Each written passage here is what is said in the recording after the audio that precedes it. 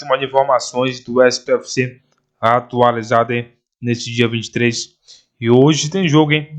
O SPFC vai jogar aí contra o Mirassol hein, pelo Campeonato Paulista às 19h30, né, pessoal? Já deixei esse palpite para a gente discutir e saber como é que tá a expectativa de vocês, né? Pessoal, o São Paulo está recebendo um grande investimento e parceria, né? Depois aí da nova reeleição né, do Júlio Casares. E aí, muita grana tá por vir aí no SPFC, né? Sabemos aí que o São Paulo se comprometeu, fez uma dívida grande aí, né? Com a contratação de Jaime Rodrigues e Lucas Moura, né?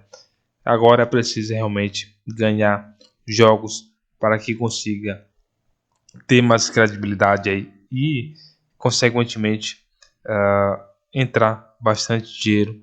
Só ganha, no caso, dinheiro, né? Se entrar, título, né?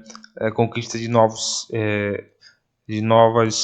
títulos. É assim faz com que o São Paulo tenha mais possibilidade de fazer novas contratações. Então, aí, o SPFC já estreou com vitória e assim já deu um grande passo aí na temporada, né?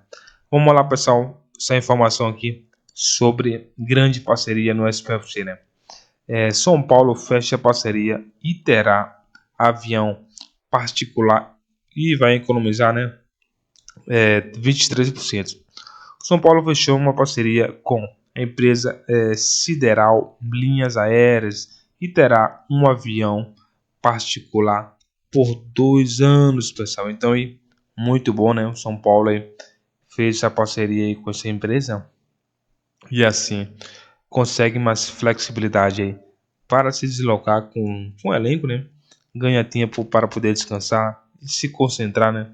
Isso é muito relevante aí para que o São Paulo consiga ter um ano aí extraordinário com essa parceria agora com essa empresa aí de aviação, né? E vocês, pessoal, gostaram dessa parceria dessa empresa aí que faz com que o São Paulo consiga ter mais, como falei, flexibilidade e deslocamento. Pessoal, vou ficando por aqui. Não esqueça de se inscrever no canal, deixar seu like e ativar o sininho para que você receba os próximos vídeos com informações atualizadas do SPFC.